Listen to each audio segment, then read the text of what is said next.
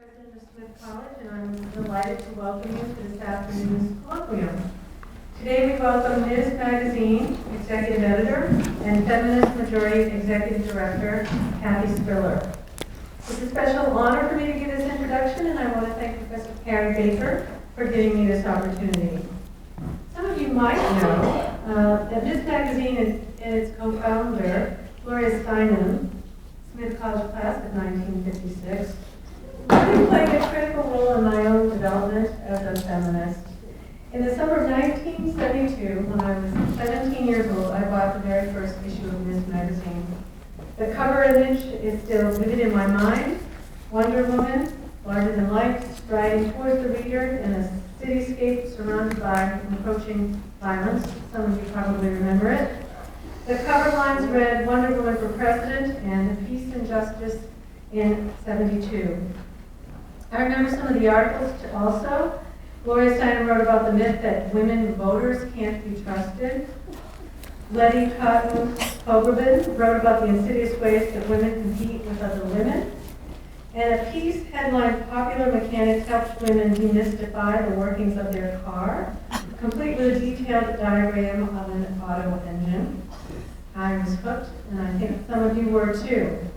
Fast forward to 2001, and the Feminist Majority Foundation, co-founded by Katherine Spillar, became the publisher of Ms. In 2005, she became its executive director. Ms. has a long history of investigative reporting on issues important to women. Under Kathy Spillar's leadership, that commitment has only deepened. One example is a new program, the Ms. Committee of Scholars program, co-chaired by our own Carrie Baker, which recruits and trains faculty members to write for the magazine. Today, Ms. is one of the most widely distributed feminist print magazines and maintains one of the largest online feminist news sites in the world. To those who have followed Kathy Spillar's career, this comes as no surprise. Born and raised in Texas, she received her bachelor's degree in urban studies from the Texas Christian University and a master's in economics and urban studies from Trinity University. In 1982, she began 4 terms as president of the National Organization for Women Los Angeles, then the largest now chapter in the United States. In the wake of the 1991 beating of Rodney King, she helped establish the National Center for Women and Policing, with the goal of addressing police violence, training and hiring more female officers, and responding more effectively to crime and violence against women. In 1992, under her leadership and that of labor rights activist Dolores Huerta, the Feminist Majority Foundation launched a Feminization of Power campaign to inspire women to run for political office. In the 2018 midterm elections, the Feminist Majority endorsed its largest field of congressional candidates since its founding. College campuses like ours were key to their strategy and key to progressive victories. More than a year before the election, Feminist Majority organizers traveled to college campuses in key states like Arizona, Nevada, Pennsylvania, and Virginia to train students as boots-on-the-ground organizers and speakers, spreading the message about critical issues at stake in the elections. Issues like women's and civil rights, immigration, gun violence, and reproductive rights. Through these efforts, feminist candidates won big at every level in the midterms. Today, we will learn about the feminist path to victory in the 2020 general election. Kathy Spillar is the recipient of numerous awards and honors. In 2017, she was the inaugural recipient of the Distinguished Leader in Feminism Award from UCLA's Center for the Study of Women. And last month, she received an honorary degree from her alma mater, Texas Christian University. The title of her talk this afternoon is Rise Up, Resisting Patriarchy in the Age of Trump. Please join me in welcoming Kathy Spillar. Thank you. Thank you so much. Break a leg. Thank you. Thank you. Thank you, Kathleen. And I want to do a special shout out to Carrie Baker, who is, as you heard, not only a professor here, but is the co-chair of our Committee of Scholars. and is a very important part of what Ms. Magazine does under our publishing auspices. Is we understood how critical women's studies is to advancing feminism here and around the world.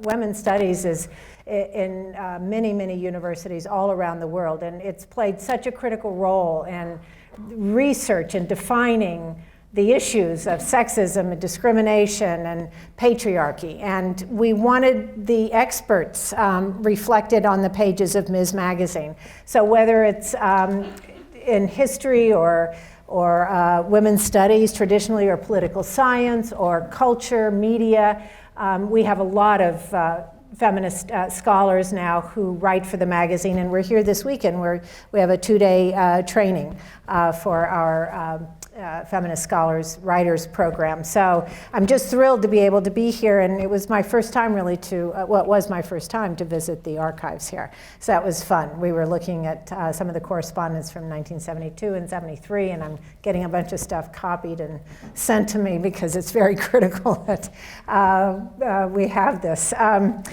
But I'm really grateful to be able to speak here, not only to students here at Smith, but to many community members who are in the audience. Because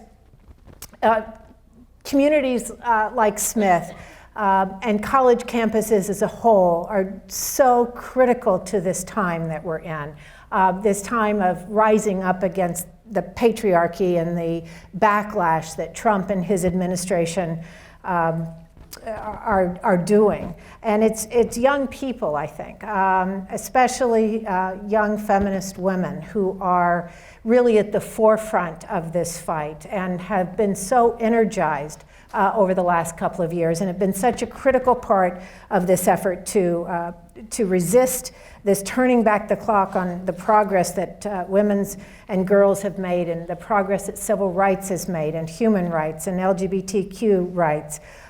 So much is at stake, not only here and around the globe.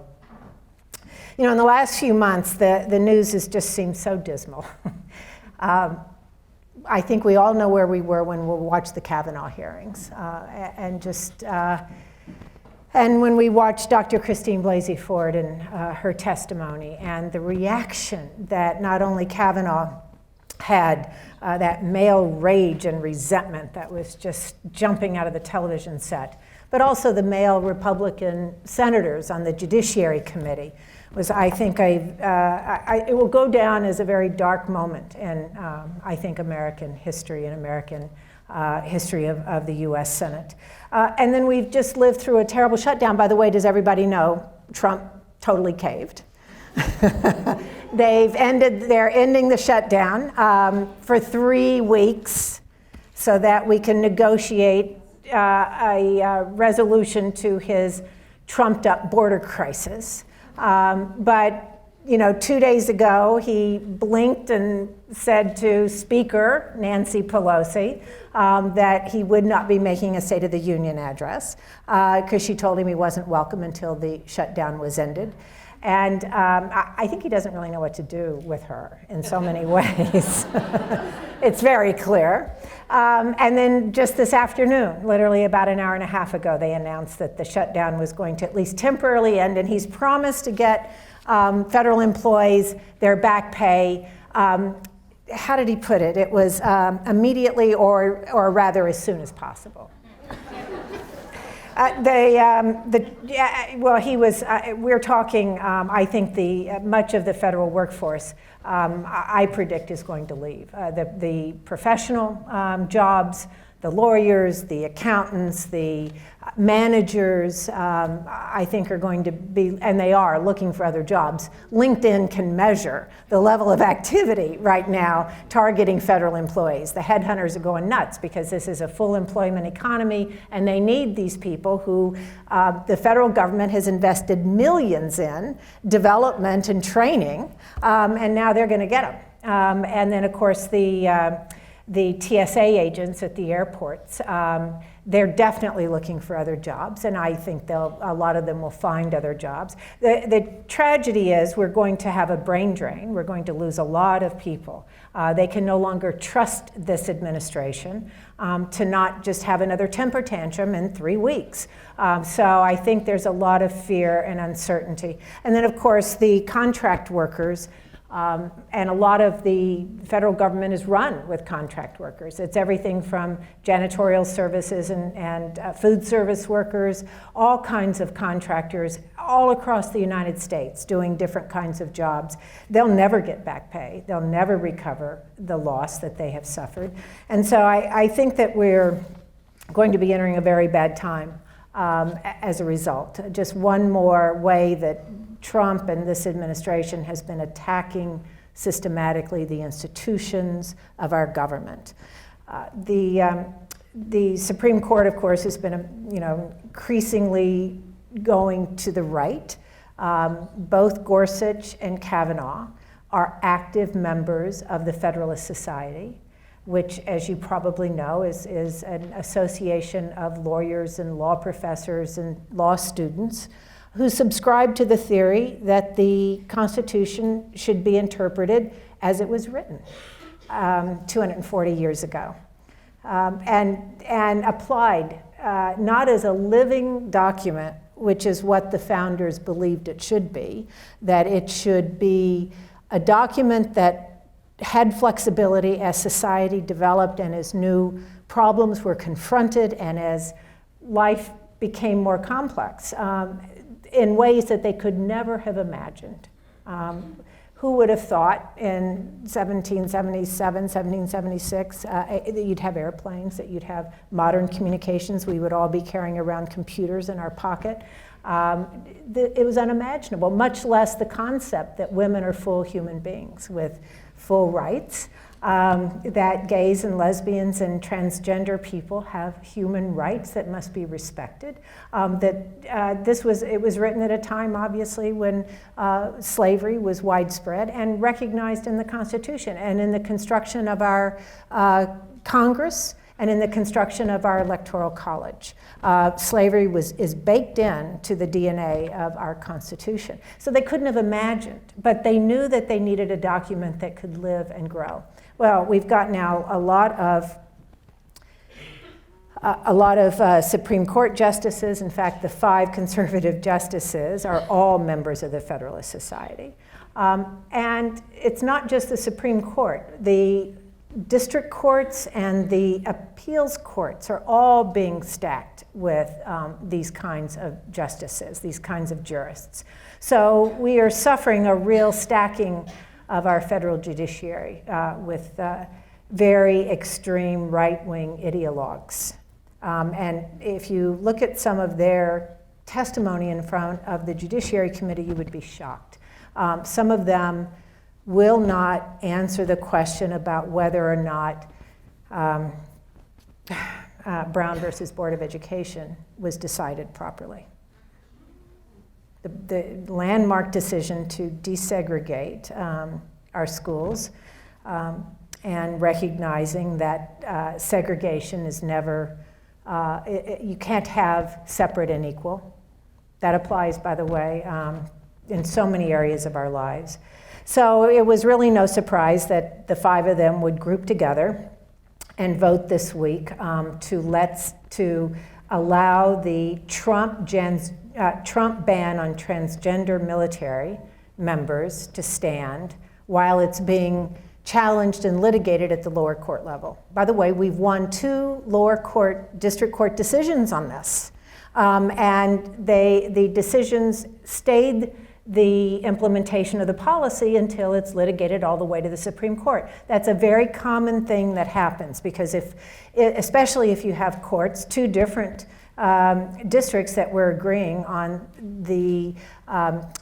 that believe that the ban is unconstitutional, then usually you stay the rule or the law. You don't let it go into effect until you work out at the Supreme Court. Well, they're going to let it go into effect, so a lot of damage will be done.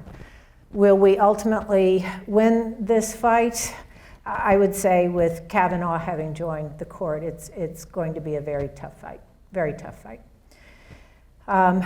We'll eventually win these issues. I mean, it is a matter of time, but we shouldn't wait. We can't wait. We have to keep fighting to make things happen faster. I think ultimately they will find themselves on the wrong side of history if we survive.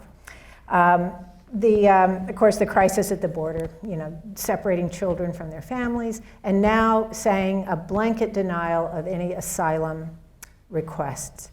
The people who are presenting at our southern border, by the way, from countries in Central America predominantly, where US intervention during the Reagan-Bush years has created this climate of severe violence and the gangs.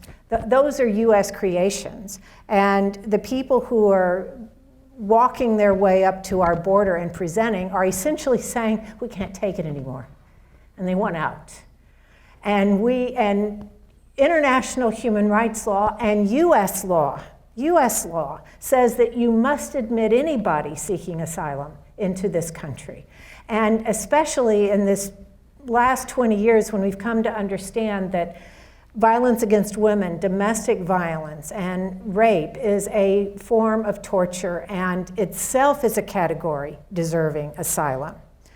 Those who are fleeing and escaping that violence. Well, we're not going to recognize that now.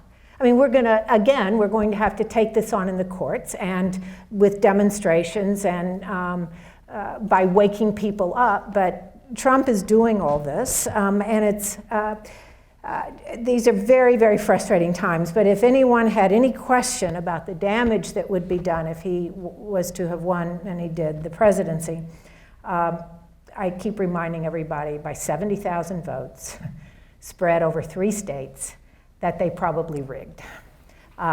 Hillary Clinton won over 3 million more votes, but because of this electoral college system that baked in this system of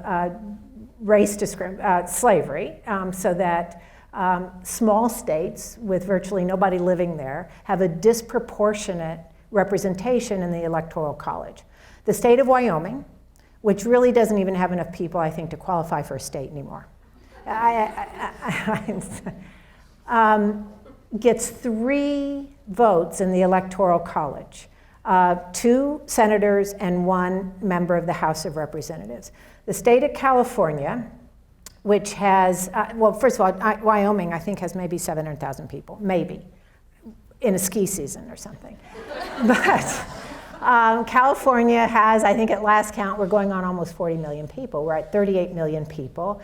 And we get a total of, I should know this because I live there, I think 70 votes. So Wyoming, that has virtually nobody, their votes count something like 15 times more than a Californian. So someone living in Wyoming is represented at 15 times what a Californian's represented as. So anyway, I just want to remind everybody that he did not get elected with a mandate. He lost the popular vote, and the more we learn about the rigging of the elections and voting machines, we'll see if one day we find out that in fact he didn't even win the Electoral College. But amid all of that news, you cannot lose sight of how extraordinary the fight back has been. And I have never seen such a time, and I don't think there has ever been such a time of such feminist activism. From the day after his swearing in as President of the United States in 2017, it hasn't stopped. In fact, it started before, it started immediately, but what really woke people up, and I think in a way, because I know it did for me and for all of us at Ms. and Feminist Majority, it gave us real hope that there would be a mass uprising against this administration. And that was the women's marches, were extraordinary. We did a whole special issue on the women's marches called Rise Up, and looked at the marches all across the country. There were 5.9 million people out on a single day for a single reason here in the United States and around the world, on all 7 continents. There was even a march, there were actually 2 marches on Antarctica. One of them never left the boat. But it's a great picture of them sitting on the boat with the ice shelf in the back, and they have all their signs. And the others made it onto land, and they had their signs. Even Antarctica, I mean, it was every continent, and it was little countries and big countries, and every state, all 50 states, and it was in little towns and big cities, at nursing homes and on hospital cancer wards, and everywhere. It was an extraordinary day, and I think it was a real turning point in our understanding that we could fight back and we could organize on these issues, on where this patriarch intended to take the country. And it was a reaction in so many ways to him, but also to his policies, because by then we knew who he intended to appoint as secretary of the different agencies, and we knew what to expect. We wrote about it. We knew what was coming based on who he had appointed at the Department of Education and the Department of Labor and the Department of State Department. So we knew what was coming, and there was such a reaction. And as a result of that march, and again in 2018 and just earlier this month, women and feminists, and feminist women especially, were inspired to run in record numbers for every level of office. We have profiled all of the great members now of the House of Representatives. We don't even have the two new feminist senators who won in Nevada and Arizona. But at every level, state legislatures, in school boards and city councils and town councils, everyone could see the importance of running and the importance of who gets to sit at the table when the decisions are made. And so we had this extraordinary flooding of candidates onto the ticket. We call it flooding the ticket, and it's actually a strategy that we started urging back in the late 80s. We called it the feminization of power, and we urged that you just run as many in as many different offices as you could recruit candidates to run who were feminists, because you never knew where you might win. And many of these candidates were winning not only in safe Democratic seats, but they were winning in seats that were gerrymandered for Republicans. These seats were cut for a Republican to win, and they unseated many Republicans who had been in those seats for years and decades. So it was an extraordinary show that, don't take the expert's opinion that that's a seat for Republicans, always has been. Run, because you never know what might happen.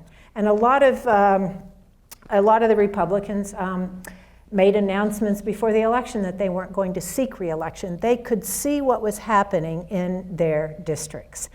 Because remember, as I said, these women's marches were everywhere. And from the women's marches, people formed election task forces, and they were hitting the streets practically before they had candidates to go campaign for. And they were going to the town halls. Women really have led this resistance, even the town halls and the demonstrations and the marches, because we have so much at stake under this administration. But it showed the power of mobilization at the very grassroots for having a dramatic impact on the United States Congress. As a result of all of that, we won 43 seats. We lost 3, so we gained a net of 40 seats. And it was feminist women candidates who flipped the House from red to blue. We needed a pickup of 23 seats for the Democrats to take the majority in the US House. We gained 40. And there's one seat that's still at issue in North Carolina. They've had to declare no winner. There's evidence of massive fraud by the Republican candidate. And so we'll see how that turns out. That might be another pickup at the end of the day. But the point is that you had an incredible number of candidates running, incredible grassroots activity, and to top it off, an incredible voter turnout. The highest voter turnout in more than 5 decades for a midterm election. It was over 50%, which doesn't sound, it should be 100% if we made it easy for people to vote and we didn't make it all one day on a work day, and on and on and on. But 50%, the highest in 5 decades. And those, as I said, those victories didn't just happen. It was an incredible amount of organizing.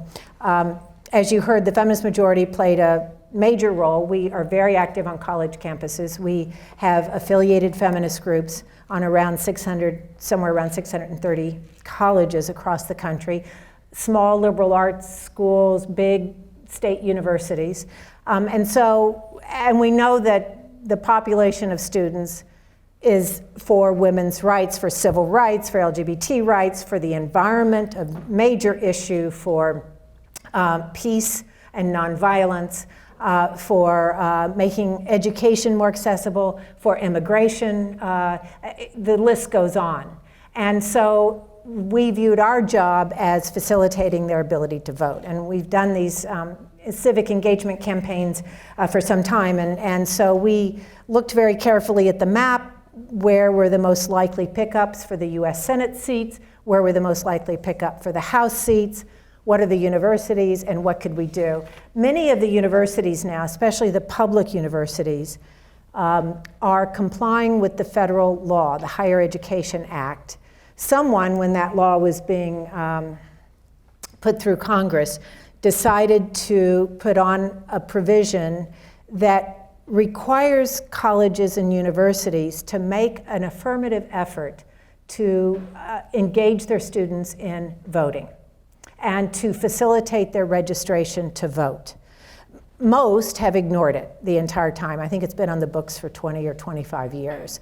But I would say in the last few years, because of a lot of activity from feminist groups like ours, from environmental groups, from Black Lives Matters group on campus, that they've begun now to take that responsibility more seriously. And I also think in states like Arizona, where the state legislature has repeatedly cut funding to state colleges and universities, will not even fund anything on the community college system anymore. That college presidents and administrations have woken up to the fact that if students are engaged and students are voting, they get a better result in the legislature. And that's what's happening. And so we plugged into all that. We worked with student governments. We worked with progressive student groups on campus, with housing associations on campus. And we started very early to make sure that there were plans in place to get students registered and informed. And very importantly, that wherever we could, we would get voting locations on the campuses. I mean, if you think about it, a campus like Arizona State University has 70,000 students plus on campus. It's the equivalent of, two of your towns, 3 of your towns, right, or something, or 30. Anyway, it's a lot. And having to go find a polling place in a part of town that you might not even be familiar with, and just having to get there. And so why not put voting locations on campus? Well, we know why not. In fact, anytime you have a Republican Secretary of State or a Republican elections official, they generally try and do everything they can to make sure there isn't a polling place on campus, because they know young people are voting overwhelmingly for Democratic candidates. And well, we know that too. So we work very hard to get voting locations on campus, and working alongside a lot of groups that were involved in energizing students to vote. And by the way, candidates are starting to go to some of the campuses and actually campaign, which is refreshing. Up until just the last couple of years, most candidates avoided college campuses because they believe the mythology that students aren't interested and students don't vote. They got it now in many places. But what we saw was just remarkable. I mean, the entire voter turnout went up, but the turnout of young people went up just as fast. And in some places, it was so massive, it was probably decisive in some of the outcomes of these races. For example, University of Nevada, Las Vegas, student turnout was 120% over 2014, which was the last midterm 4 years ago. At the University of Nevada, Reno, turnout was 300% higher, 3 times higher. At Arizona State University, voting increased by almost 100% turnout. The lines were so long, it was taking students all day, a couple of hours, standing in line, and hot sun. We worked with the student government and student groups to get waters delivered and pizza and to keep people in line. We finally, I spent about 4 hours on the phone from Los Angeles, and we finally got through to the right election officials and got more voting stations delivered. But it was late in the day. It was about 4:30 or 5 when we finally got them. But they stayed open until the line was had totally voted. It was just an extraordinary turnout. And so students did play a major role, and were voting for Democratic candidates probably by a factor of at least 2 to 1. So making a big, big difference in who got elected to some of these offices. We did pick up a new US Senator from both Arizona and Nevada, 2 feminist women. Kyrsten Sinema, first openly bisexual and agnostic member of the Senate, and Katie Hill, who's in my home area of Los Angeles County, one of the youngest, I think she's 31 or 32. Bisexual. And then we got Jackie Rosen, who was a first-term member of the House, elected to the US Senate by a smashing margin, defeating an incumbent Republican who had voted against us and was a Trump guy. And in addition to that, the election saw really historic breakthroughs of all kinds, It's the most diverse class of first-year members of the House of Representatives ever. The first 2 Native American women ever elected to the US Congress. The first Latinas ever elected to represent Texas, which is 40% Latino. The first Muslim women ever elected, 2 Muslim women elected to the House. The first Black women to ever be elected from states in New England, including Ayanna Pressley, who you all know, from Boston. 2 29-year-olds, I think I mentioned that, in addition to Alexandria Ocasio-Cortez from New York. Abby Finkenauer from Iowa flipped a seat to be the other. By the way, Abby has been in the state legislature there for 4 years. So it's never too early to start thinking about running for office. She wins her first office at the age of 25. So she had all kinds of experience coming to the House of Representatives at the age of 29. And of course, race and ethnicity, an extraordinary cross-section. And in addition, we have real new talent. We have teachers. The Teacher of the Year, one of the Teachers of the Year given the award by President Obama, was elected from the state of Connecticut. We now have social workers in the House. Isn't that terrific? Because they now know when they're talking the food support program or child welfare programs or domestic violence issues. We have people who are actually experts. We have refugees. We have more veterans. We have experts on the homeless crisis. We have early childhood educators who got elected. We have experts on human trafficking. The first woman doctor to ever be elected to the US Congress was elected from the state of Washington. There are 16 physicians in the House, 15 men. She's the only woman, and the 15 men are all right-to-lifers that were recruited by National Right to Life Committee. So when they discuss birth control and abortion and women's health, we finally have someone there who knows what they're talking about. And nurses and an extraordinary, amazing new feminists that are gonna fight like hell for us to keep moving forward. Fight any further efforts to gut Obamacare, to strip the ACA of all the well women's services and package and and health care for poor people, Medicaid. So it's going to make a huge difference, and you're already seeing it. They are absolutely changing the way the House is doing business, and of course, they're now functioning under the leadership of self-avowed feminist Nancy Pelosi as Speaker of the House. Very exciting.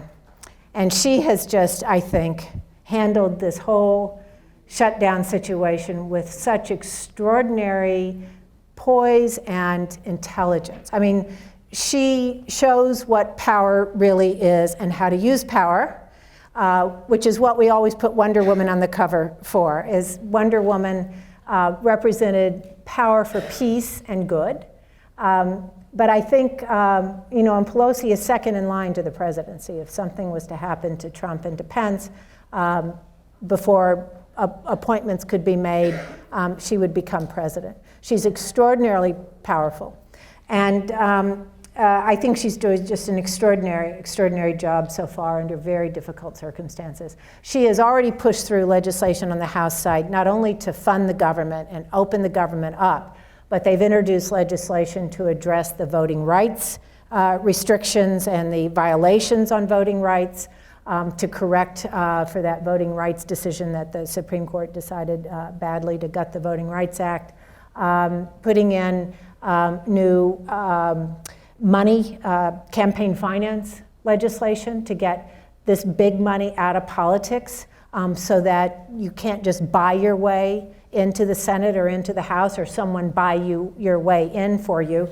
So she is determined to make major reforms while she has this chance. The problem, of course, is that the Senate is going to be the place where a lot of this stuff dies. But I think it's important that we start the debate on these very critical issues, and the environment she's going to tackle in a very dramatic way. So I think it's important that we start to have these conversations nationally, so that when we do take back the Senate, and we must in 2020, we can actually have two houses that are working to move us forward. So, and then women won at the state level too. By the way, we're still only, though, 23% of the United States Congress. We ranked 140th, I think, in the world as we went into the elections. We did pick up at the state level, picked up a lot of seats in the state legislatures, and both the Nevada Assembly and the Colorado House of Representatives, for the first time in the history of the United States, will be majority women. Barely, but we're over 50%. We're gender balanced. For the first time, those two bodies represent what the people of those states represent. So it's an extraordinary achievement. The gender gap, the difference in the way women vote and men vote, was decisive in these elections. I always say it this way: if women were not allowed to vote in the 2018 elections, we would still have a Republican-dominated House of Representatives. Men voted by 53% for Republican candidates. So only 47% of men overall voted for Democratic candidates. That compares to 59% of women. So that's a 12-point gender gap, which is the largest gender gap in a national election yet. It keeps growing. When the gender gap was first named and tested in the polls, when the polls were finally analyzed, and this was in 1980, by the way, it was Reagan's election. Eleanor Smeal, who's the president of the feminist majority, was president of NOW at the time. And Lou Harris had been the pollster for NOW on the Equal Rights Amendment. That was at the peak of the Equal Rights Amendment drive in the late 70s and going into the early 80s. And she asked him to analyze his poll results. Lou Harris was the preeminent pollster at that time. It was the Harris poll. And she asked if he would analyze it by the gender of the voters. How did women vote? How did men vote? And so he did, and it turned out in that election, the 1980 election of Ronald Reagan for president, that 4% fewer women voted for Reagan than men. Now, it was the majority of both, I can't remember the exact numbers, the majority of women and the majority of men voted for Reagan, but 4% fewer women than men voted for Reagan. That number has just continued to grow. And it is now electing US senators and members of the House of Representatives, and from time to time elects the president. Almost did 2 years ago. But again, the rigging and the interference. But the gender gap is playing a critical role. And the reason there is a gender gap is that women and men in this culture, in this society, still view government very differently. And they view the role of government differently because our lives are lived very differently still. Despite all the progress we've made to deconstruct gender stereotypes and to move towards a more egalitarian society and on so many dimensions, we're not there. Women are still primarily responsible for caregiving, whether it's raising children or caring for elderly parents or relatives or sick members of the family. It still predominantly falls to women. And so as a result of that alone, we view the role of government in healthcare very differently. We view the role of government in support for nursing homes very differently. And we view it differently in terms of public health programs. So because that's what we are responsible for, and so we view the role of government very differently than the typical man. Same thing with violence. Women experience domestic violence and rape and sexual assault, and so when it comes to funding programs to address those issues, we feel more strongly about all of that. Or economic issues. The vast majority of those in our country who are poor are women and children. And so we view the necessity of the food support programs, the SNAP program, very differently. So all of these, you can see where that goes. And so when it comes to electing candidates and supporting candidates, we want to know where they stand on these issues. And that's where we're voting. We're not voting because we're only going to vote for women or whatever other reasons we're always told. We're voting on the issues, and we are encouraging feminists to run for office who talk about those issues and have our position on those issues. So that is what's driving the gender gap. Ms. Magazine, and it's in the issue that we've given to everybody today, 6 years ago now started also polling voters on election day, asking whether or not they considered themselves, they self-identified as a feminist. And we wanted to see how that played out in voting patterns. And it has a significant impact. It's what's driving the way women and men vote. And I am now searching for my numbers. By the way, young women vote overwhelmingly for Democratic candidates. So, okay. Turn to it in the book. Okay, here it is. So 59% of all women voted Democratic. But if they self-identified as a feminist, that number went up to 77%. So that's a very significant factor in determining how women voted. For men, as I said, 47% of all men voted for the Democratic candidate. But if they self-identified as a feminist, that number went to 53%.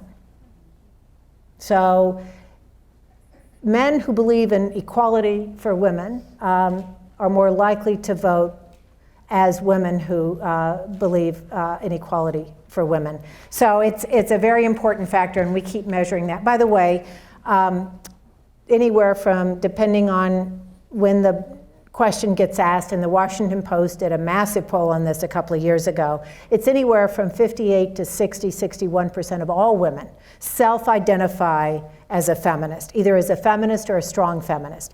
No definition, just the question, just like you ask, would you tell me your age? Would you tell me your education level? You're trying to get basic information on someone to see how it affects their voting. And would you consider yourself a strong feminist, a feminist, not a feminist, or an anti-feminist? And the anti-feminist number is very small. It's less than 10% among women, and it's over, well. So, do another time? Yes. Well, that didn't work. Okay, there we go. So, and actually the majority of women as a majority identifying as feminist cuts across race, it cuts across age, it cuts across education level. So it is definitely the majority of women. Among men, it's now at about 33%. Who self-identify as feminists. It skews a little younger, so college age, 18 to 30 or so, a little bit better. But it's now becoming more and more common for men to self-identify as feminists as well. And as I was saying, it's been an extraordinary time of rising up to, and it's been led by women, it's been led by feminists in so many ways. So I think, really the 2018 election showed us that we have probably reached a real turning point in this period of the age of Trump and the resurgence of patriarchy.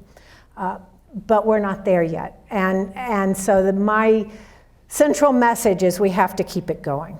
We have to keep organizing. We have to keep encouraging feminists to run for office. We have to get involved in the 2020 elections now, not just the presidential, but for the US Senate. There are enough Republican seats up this time in the US Senate that we could flip it to a Democratic majority in the Senate to go along with our majority in the House. We also have to defend some of these seats in the House. Those that were won against Republican incumbents or in Republican gerrymandered districts. So we can't let up, not even for a minute. Plus, we now have the ability in Congress to block the worst of the worst. I mean, even over the last 2 years, all of the activism, all the demonstrations, all of the organizing, we did block the repeal of Obamacare. Not once, not twice, not 3 times, but 4 times. 4 times. Now we don't have to block it so much because we got the strength in the House. Now what can we do to improve it? There are gaps in it. It was not a perfect answer to our health care situation in the United States, but we can improve it. And now we have a House and people who understand the importance to try and push forward to improve. But we have to capture the Senate and we have to capture the White House. And even as we are organizing to resist this backlash and engaging in electoral politics, and by the way, it's, when I hear someone say, well, it really doesn't matter and I don't understand politics, it matters. And it really matters that we are so underrepresented to this very day. We're only 23%. Now that's a big change. In 1972, which is recognized as a major liftoff, it was the year that Ms. Magazine was established, it was the year that Title IX was passed. A lot of things were happening. Women constituted only 2% of the US Congress. By 1990, we were all the way up to 5%. And we calculated at the time, because that was the start of our Feminization of Power campaign, that we needed more feminists running for office, more women running for office, how long it would take to get to equality at the rate that we were gaining every 2 years in the elections. And at that time, it was about 340 years, which is not reasonable and is unacceptable. So we started campaigning, and that was 1991 was the year of redistricting after the decennial census. And we encouraged a lot of people to run. And by the way, we were encouraging our sister organizations to encourage feminist women to run for office. And it was widely believed then that if you had all these women running for office, how were they ever going to get elected? How were you going to support them in their elections? And we kept saying, it's not our job to support them in the elections. Our job is to get them to run. and you're looking for people who can figure out how to support themselves in the elections. And that's what these people did. Massively organizing volunteers and of course being able now to raise money on social media and online. It makes a big difference. But these people figured this out. Nobody came and swooped them up and said, okay, now that you've decided to run, we're going to make sure you win. They figured it out. And that's what we kept saying. And now it's commonly accepted. Everybody, let's run in every seat. And we don't worry about whether an individual organization can fund somebody. By the way, I'll never forget, it was the Speaker of the House. In California, we call it the Assembly, the Speaker. And so here we are, and Dolores Huerta and I are traveling the state of California, meetings in living rooms. You get groups of activists together, and if you all can't find someone to run, one of you has to. That was our whole strategy. And so there was big meetings going on, and there was a big meeting of all the women's PACs and political groups, and probably 60 or 70 people, and the Speaker of the State Assembly wanted to come and speak to us about what was happening out there. And in the elections, and so Dolores and I went, of course, to represent the feminist majority, and he's going on and on about how many all their great efforts to recruit more women to run for office.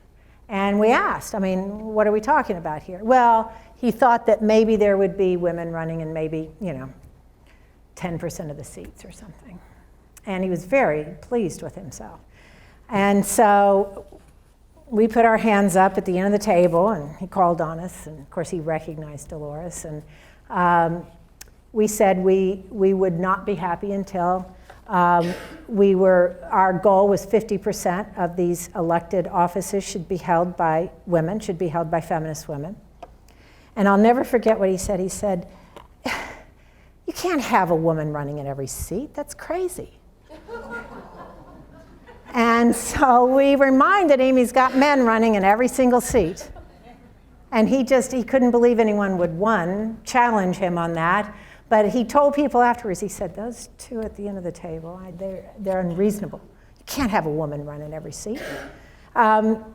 We're way past that now, obviously, but we're still not there. And equal representation means we get an equal voice at the table when decisions are made, including whether or not to shut down the government, or whether to fund Social Security, or fund child care, fund education, or are we going to fund the military and build more weapons? It does make a difference. And until we get equal representation, we can't stop focusing on elections. But at the same time, we got to keep looking for ways we can move forward. And one of the key ways that we are moving forward, and not just fighting the backlash, is we are very close to final ratification of the Equal Rights Amendment.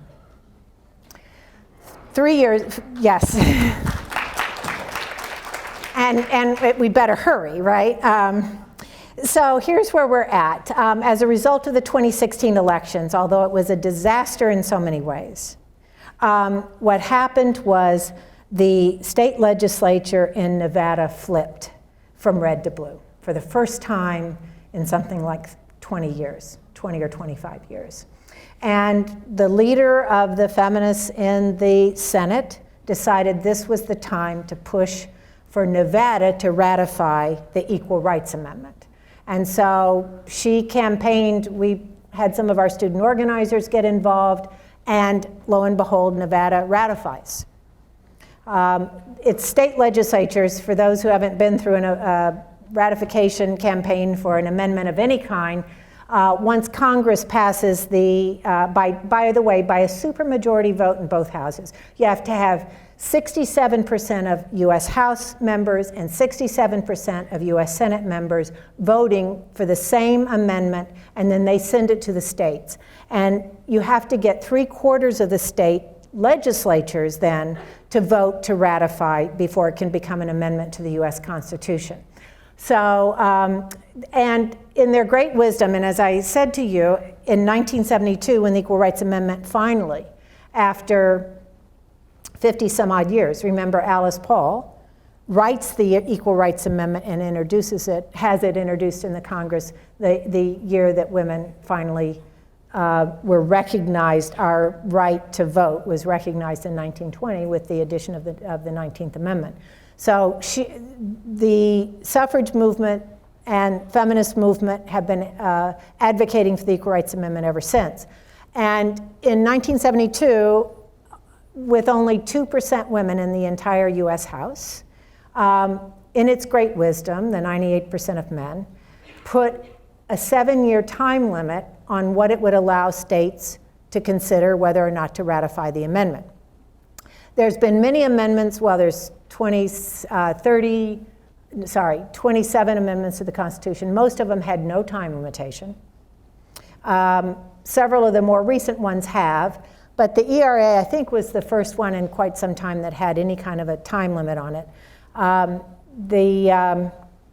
So they put a 7-year time limit on it, and as we got into 1979, the National Organization for Women, which had been the major motivating force behind the Equal Rights Amendment, began to campaign that Congress, because they could see they weren't going to make it.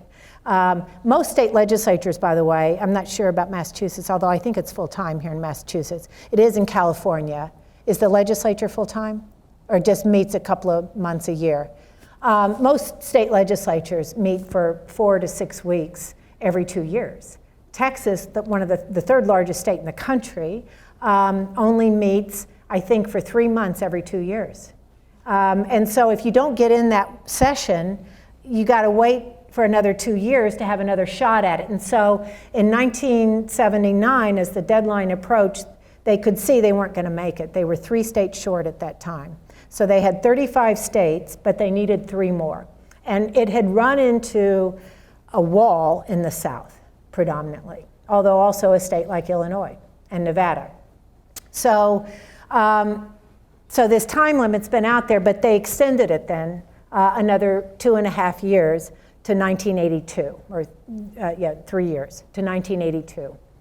And so the time limit had run, but a theory had been proposed over the last 15 or 20 years that maybe the time limit's not binding. It can be changed. Congress had already changed it once. And about 10 years ago, the 27th Amendment to the US Constitution, called the Madison Amendment, was ratified and added to the Constitution after the 38 state voted to ratify. The Madison Amendment was proposed by James Madison 200 years ago. It's a simple amendment that Congress cannot vote a pay raise for itself. It can only vote a pay raise for the subsequent Congress. 200 years later, the 38th state, for some reason, ratified it. And the archivist has said he wasn't quite sure what to do. The archivist plays a role in certifying 3/4 of the states have ratified, and we can now make it official. So he asked the Department of Justice what he should do. This is during the Bush years, I think. Never heard back from him. Never heard back from him. And so he said, okay, fine, we'll just put it in the Constitution. So it's now in the Constitution. But it was that amendment that really gave a lot of momentum to the idea, let's just keep going for the other states. Let's get another 3 states and deal with this time limitation when we get the 38th state. So that was the theory this state senator in Nevada was operating under. So we get it in Nevada, the 36th state to ratify. Oh, wow, now we're on a roll. And by the way, feminists everywhere never gave up hope. There are massive campaigns for the Equal Rights Amendment to this day in Arizona, in North Carolina, in Virginia, and it was also in Illinois. So 2018 in the spring, finally the campaigns in Illinois got it on the floor of the state legislature. Took an incredible amount of effort. This is not the South. This is Illinois. But it had always been blocked by the Speaker of the House of Illinois. In 1979, 1980, 81, 82, he just blocked it. He would never let it come to the floor for a vote. He's still there. He's still the Speaker. And he wasn't going to let it come to the floor either. And then come the primaries in Illinois, and his good buddy, who's a Republican member of the House of Representatives, was almost knocked off by a Democratic challenger. So it was a woman who ran as a Democrat against an incumbent Democratic man who's terrible on abortion and had been terrible on the ERA when he was in the state legislature. And this Speaker of the state legislature went, holy shit, this feminist movement is alive and they're going to come after me next. And a lot of campaigning later, he put it on the floor and it passed. Barely, because Illinois, in its great wisdom, had made it a 3/4 supermajority vote in their state legislature.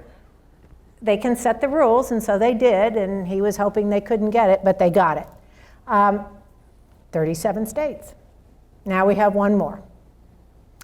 Big campaigns, as I told you, in North Carolina and Arizona, and in Virginia. And right now in Virginia, the state Senate has voted for the 6th time over 12 years, or 6 years, I guess, to ratify the Equal Rights Amendment and has sent it to the House of Delegates. The House of Delegates is controlled by a 2-vote margin by Republicans. By the way, Republicans used to be for the Equal Rights Amendment. It was taken out of the platform the same year that abortion rights was taken out of the platform when Ronald Reagan got elected in 1980.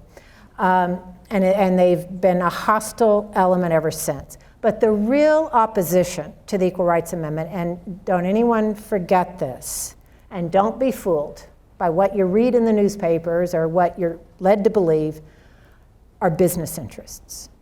We're talking about trillions of dollars that are at stake in this fight because of pay discrimination on the basis of sex, pregnancy discrimination in the workplace on the basis of sex, sexual harassment, which is sex discrimination in the workplace and on college campuses. And insurance. Insurance companies overcharge women to this day for the same package of insurance that a man gets, comparably situated man. They can't do it anymore in health insurance because in the Obamacare legislation, we got a provision, it was Speaker Pelosi, well, she was Leader Pelosi, Speaker at the time, that you cannot gender price health insurance anymore. Up until then, they could charge a woman up to 30% more for health insurance. And their excuse was, well, after all, women can become pregnant, and pregnancy is expensive. But they didn't cover pregnancy. But it was a great excuse to charge women 30% more. And they got away with it. And the insurance industry itself has been opposed to the Equal Rights Amendment. It's been one of the major opposition. And remember, insurance is regulated at the state level. So these little state legislatures, many of them are bought and paid for by the insurance industry. And so that's what's happening right now in Virginia. That's why the speaker there of that state House of Delegates has put it in a committee that's going to kill it.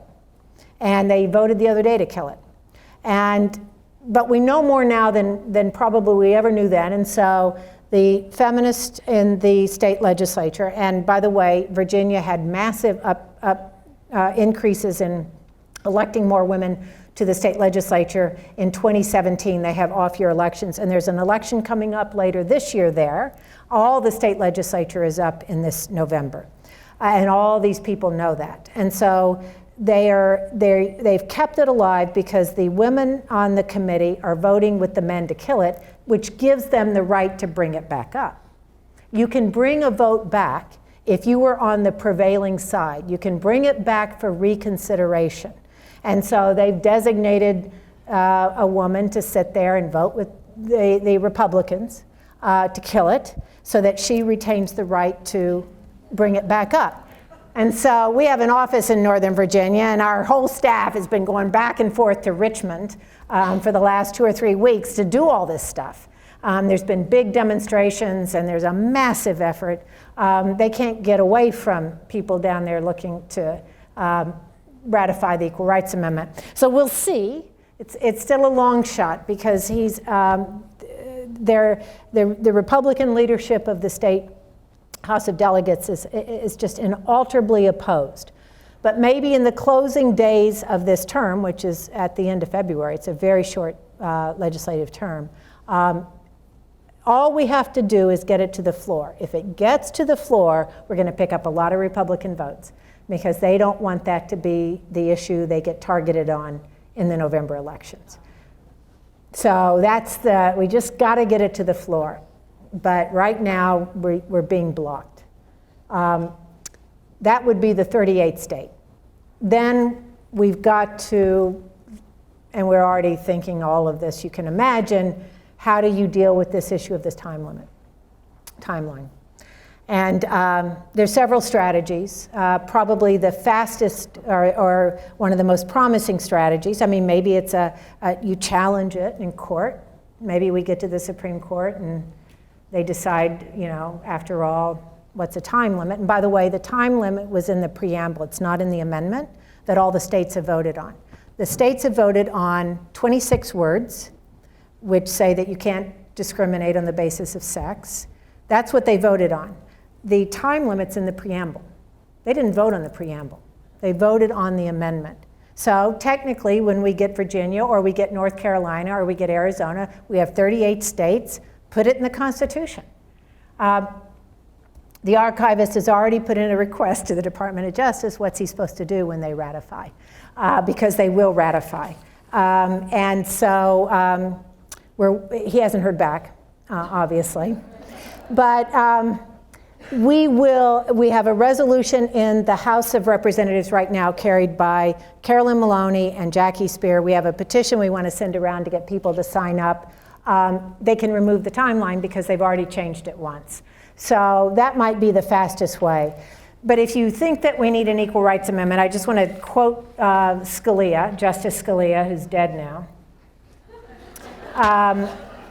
He said in a debate with Ruth Bader Ginsburg several years ago that although the Constitution of the United States does not mandate sex discrimination, doesn't require sex discrimination, it doesn't prohibit it.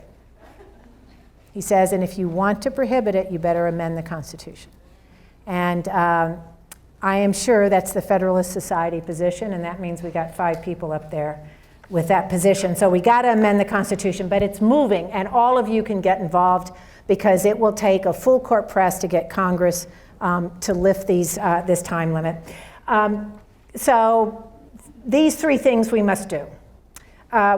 We have to keep blocking any ongoing attacks on our communities. And at the same time, we've got to keep pushing forward. We have to start now, and we must defeat Trump in the 2020 elections, and we must take back the US Senate. And if we keep working together, we can actually put forward ideas for a positive, value-rich society that we can all see in our lifetimes if we keep involved and keep engaged. And so, what do you do in the age of patriarchy, in the age of Trump? You rise up. Thank you. Do you have time for questions?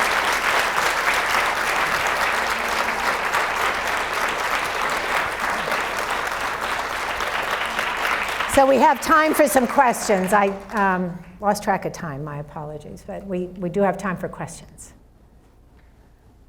Yes? When the ERA does pass, what will the implementation look like? What will the ripple effect be? When she's asking when the ERA passes, what will it look like? What will the implementation, the ripple effect be? So much, so much. It finally gives us constitutional protection against the whims of the Congress or the whims of a president or the whims of a Supreme Court to cut back on women's equality in any way. It will affect pregnancy discrimination because we have very weak laws. It will affect pay discrimination because the laws are very weak. It will give a backbone to Title IX because that is being gutted by this administration. The law hasn't been changed, but they are gutting its implementation. Social Security is sex discriminatory in the way it's structured. It's structured on the model of the 1950s and before, where women didn't earn their own money or work full-time. And so women get cheated on Social Security. It will ensure there's no discrimination on the basis of sex in the military, and it could apply to transgender as well. The Obama administration took the position that Title VII applied to transgender people. That's the no discrimination in employment This administration, of course, has reversed course on that. But if we have a constitutional amendment, maybe so. It will guarantee that the United States government cannot discriminate against women for birth control and fund all of men's reproductive health care needs. We could never have had a Hobby Lobby decision where they said a private employer, because we know private employers have religious viewpoints, that they could cut off access on their health insurance programs to birth control. All of that and so much more. It would also require that states and federal governments start affirmatively addressing discrimination in society, so pass new laws. I mean, it's going to have an extraordinary impact, and if nothing else, that we have a statement in the United States Constitution that says women and men are equal under the laws, that's enough. But it will have a big impact. The Me Too movement has happened very quickly, and it is giving a lot of power to women who are saying, this is what this gospel is to me, and people are believing it, and these people are losing their jobs, and they're have to be accountable for this behavior. Do you have any thoughts on how that's going to affect the political arena in the coming years? Well, it's already had a big effect in the political arena. It's a voting issue for a lot of people, especially women.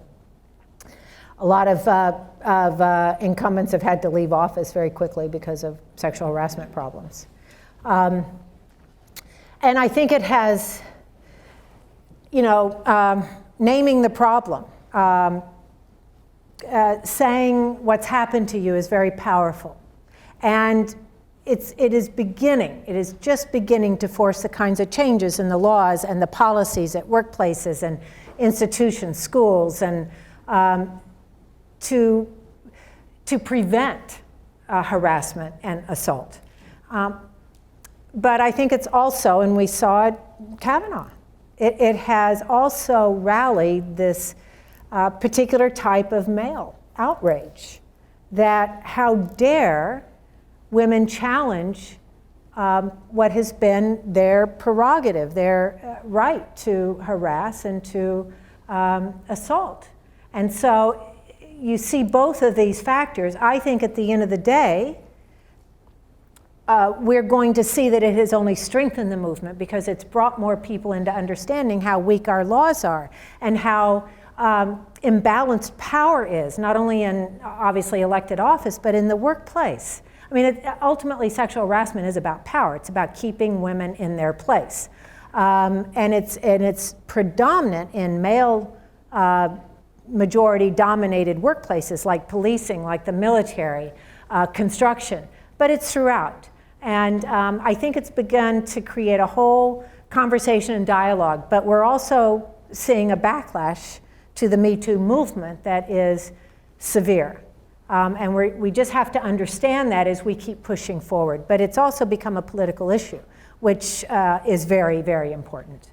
That we're voting on these issues, voting on where a candidate stands on the issue, and definitely voting on the personal behavior of some of these elected officials. More questions? Yes, here and then there. Yeah, so I'm thinking about college campuses. You were talking about how important it is and how liberal they tend to go nowadays. And I was thinking about how I've heard a lot of people saying how Smith is super liberal and there's no other side. And I'm like, that's kind of a good thing, but then people are like, there's no disagreement and basic. I guess I'm trying to say how would you respond to people who criticize the fact that it's too liberal and there's no other side? Because I'm like, there's no point, but I don't know how to connect with people when they make that critique. Does that make sense? Yes, I think it's very important that you have an opportunity while you're in college to really begin to develop your ideas and your beliefs and your political views. I think it's very critical. So even if there's nobody to debate on campus, and there probably is, I I think it's important you still use this time to really hone these political attitudes, and certainly to hone and develop your activism side. And you're in a state that also tends to be more liberal, but not totally. I mean, you had Mitt Romney comes from here, and you've had others in elected office, and although you've got an opportunity right now, in fact, the state legislature just reversed a lot of the terrible anti-abortion restrictions that were on the books still here in Massachusetts. So there's still great opportunities for involvement, and I think great opportunities to hone your thinking and your arguments, so that as you leave this wonderful place, that you become a real force in the larger community and in the world. So, and besides, the world is all around us, and you're dealing with these issues in so many different ways. So I don't think I'd worry about that. I would just be sure that you're active and that you're involved. Yes? I was just curious on your thoughts a little bit about the role of media. So you have a platform, and most of what you're talking about requires education, getting the word out, activating and motivating people. I read an estimate this week that something like 1,000 journalists lost their jobs, in layoffs, different outlets. Just this week, yeah. This week, yeah. So I'm just curious a little bit about maybe your strategy with some of these groups and your thoughts on the media and their role generally. I'm so glad you asked this question.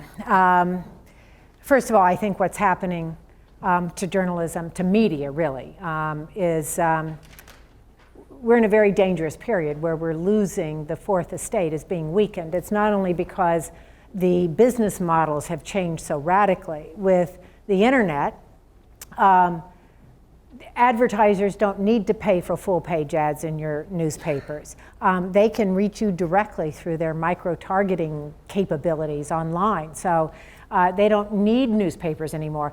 But don't be fooled. Newspapers and magazines were always really about the advertising, and the journalistic content, the editorial content, was aimed at getting a particular set of eyeballs to the advertising. So you had all these different types of magazines because they were appealing to a certain type of person, and then the ads would follow. So that's how this business has been run from day one. And those magazines and newspapers that survived this are having to change their entire business model. Ms. has always had a different model. Now, not in the early days. We just saw some of the stuff in the very earliest days of the magazine. The magazine used to run all kinds of commercial ads, including alcohol ads and cigarette ads, and anyway, and finally gave that up because, as Gloria Steinem wrote in that most famous essay, Sex, Lies, and Advertising, that the advertisers want to dictate what kind of content you have because, after all, they're paying the freight, and they want a particular type of reader to look at their ads. So Ms. long ago gave up commercial ads. Any ads that we have, and there's not that many, are mission-driven and nonprofit-driven. So, but also, because we're a nonprofit, Ms. Magazine is now under the umbrella of the Feminist Majority Foundation. We're a 501c3 educational entity, which means we can't endorse in elections, which it's the one thing that I really regret. But because it's our nonprofit, people can give contributions to support the magazine and take a tax deduction. And we do raise money. We raise money online and through direct mail. We have a program where we distribute free copies of Ms. Magazine to women in prison across the country. We provide it free to domestic violence shelters. And then we get grants. We're actually just launching a major drive to dramatically increase the reach and size of Ms. and to increase the size of our online site as well. So we've had a different model. We've been able to survive. We're determined that it should survive. And I think we also serve a very particular marketplace of readers that will stay loyal. But if you want to help Ms.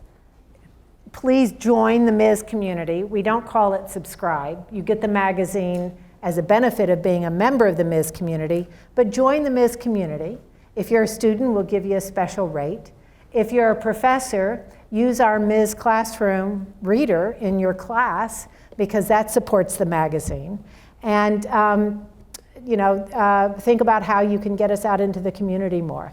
So that's, you can actually directly help support feminist journalism by supporting the magazine and joining the magazine. But we're determined that it should survive because it plays as vital a role today as it did in 1972 when people were picking up the first issue and going, oh, thank God it's not me.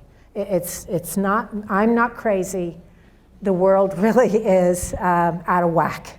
And the other thing that we do is that we make sure that readers know what they can do about something. It's not enough to tell people how horrible something is if you can't give people an idea for what they can do to help be the solution. And so you can find that in the pages of Ms. and Ms. Online, how you can plug in on almost any issue that touches on feminism. And so we feel that is critically needed by this movement at this time, and so we're going to stay. So. Oh, Irma. Could you, I think if you gave them an example of how Ms. Advocated for people to write to the Attorney General and change the definition of rape. Remember for the whole rape in the military? Right. And the impact that had. I think when people understand that those emails do have an impact, that would really be, I think, helpful.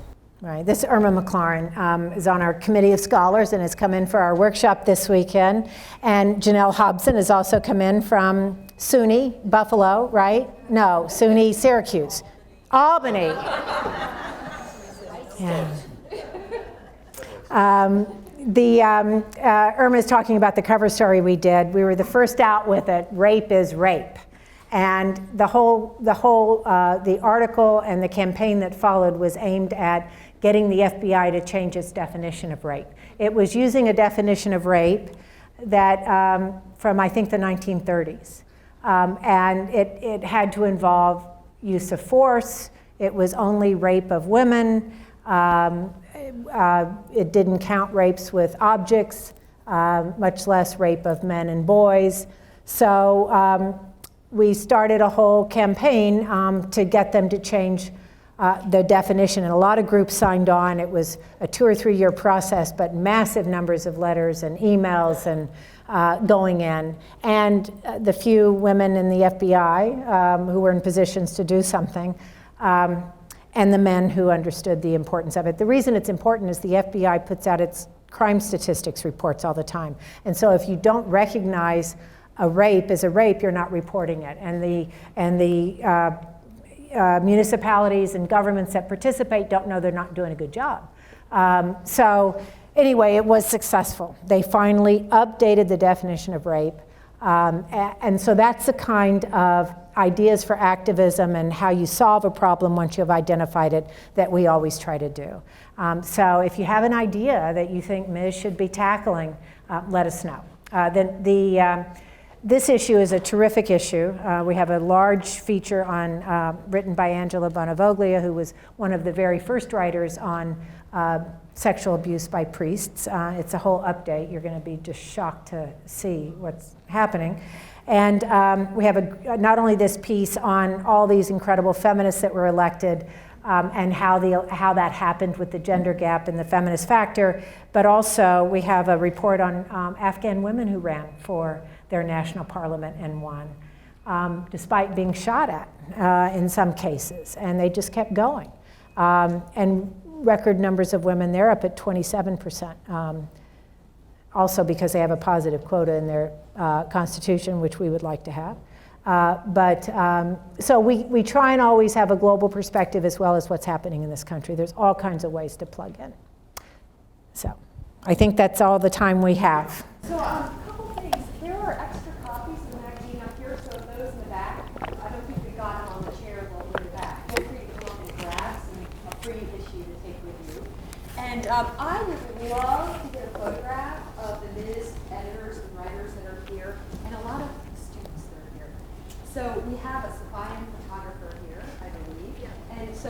Yeah, right here. So if some students would like to come up and have a photograph, you may end up in the Savannah next week. So I want to thank Kathy so much. It's such an honor to have you. Thank you. Thank you.